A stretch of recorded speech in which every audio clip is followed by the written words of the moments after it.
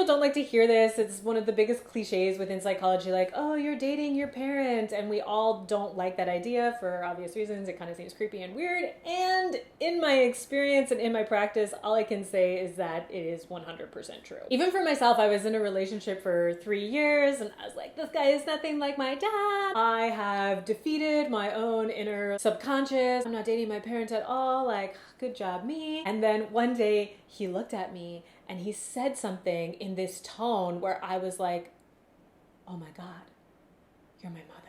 I am dating my parents. But I was so concerned about not dating my dad that I didn't realize that I was 100% dating my mom, which actually makes a lot more sense for me because my mother was a stay-at-home mom, and so 90% of the parenting that I did get growing up came from her. So it's that much more likely that I would seek out a relationship that mirrored that dynamic because it made me feel safe and secure on a subconscious level. And that's why this is so powerful. It is not your fault that you are attracted to people who are like a parent or a caregiver in their relationship with you, but it's because the first intimate relationship that we ever had was with our primary caregiver. And not only was that the first relationship that we knew, it was incredibly important because that was the person that was keeping us alive. And even as an infant, we understand on a subconscious level, if we were left alone, we would be incredibly vulnerable and highly likely that we would die. Human beings are not very strong and scary before the age of 5 and even thereafter in the grand scheme of the, animal kingdom. But we were incredibly vulnerable as children and we would die very quickly if we were abandoned in nature. And our primal brain knows that. And so the person who is taking care of us when we are younger,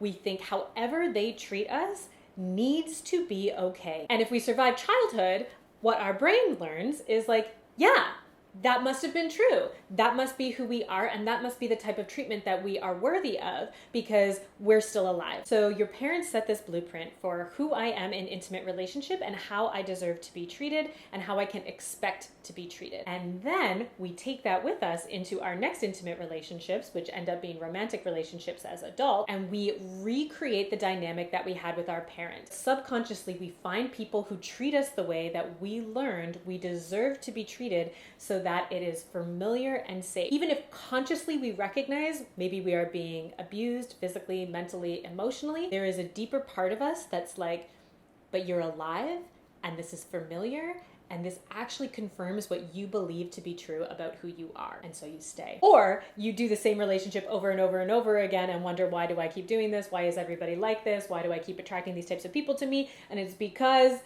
they're actually very familiar and safe, and they're just confirming who you deep down believe that you are as a human being, even if it's not rational. How do you break this cycle, or how do you break out of this? The best way to start to analyze yourself and understand what your pattern is, your relationship style, is by looking at your attachment style. Attachment theory was developed in the 1970s by John Bowlby and Mary Ainsworth, and it is based on this idea that the dynamic between an infant and a caregiver becomes the dynamic that that infant as an adult projects onto all of their other intimate relationships. Understanding what your attachment style is can help you to recognize when you are acting from this attachment style, when you're acting from this very old wound and childlike blueprint, as opposed to understanding and reacting in an objective way to what is presently actually happening around you. So the first attachment style is called secure attachment. This attachment style developed when an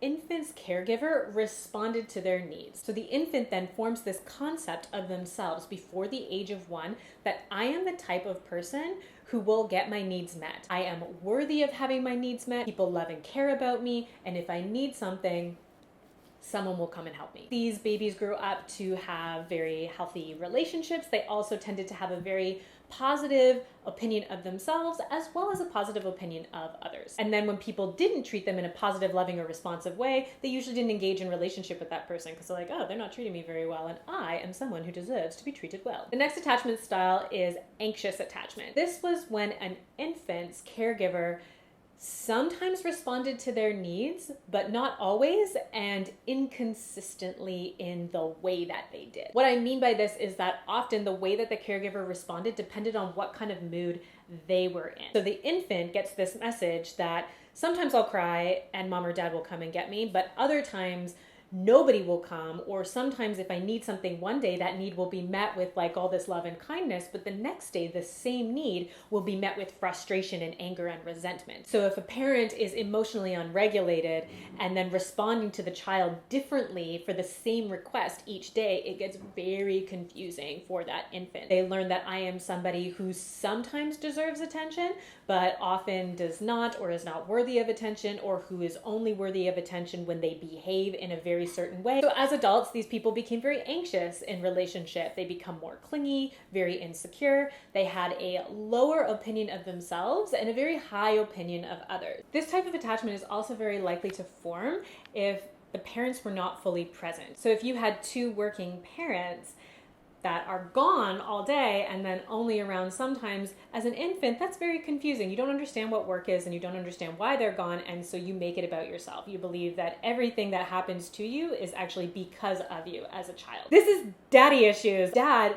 is often, or more often I should say, full-time working, and so he's gone for huge chunks of time, and then when he's there, you're like, oh, he's here, what can I do to keep him here, you know? And then we grow up, we all think that men are unpredictable and they maybe just disappear at times and we don't know where they go or when they're gonna go. 100% anxious attachment. The third attachment style is called the avoidant attachment, and this is for infants who received very little response. So maybe they were one of many children, or maybe their parents just wasn't present, or this could also be when two parents are working and they didn't get a lot of one-on-one attention. They believed that their needs would not be met. And so this ends up creating adults who are very independent. They often have a very high opinion of themselves and a very low opinion of others. They believe that they can take care of themselves, that they don't need anybody else, and in romantic relationship, this can become problematic because they don't open up very easily and they always keep people at a distance. Final attachment style is called disorganized, and this is when the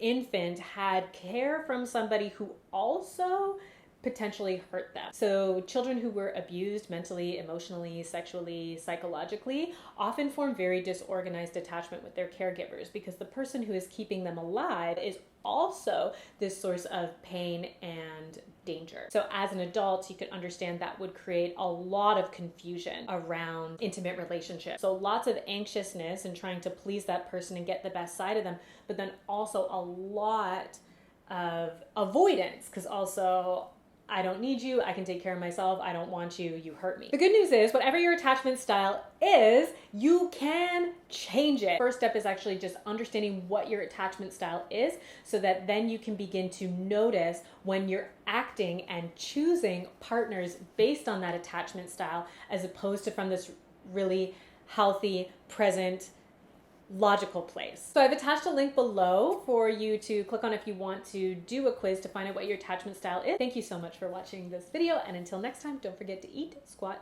and come.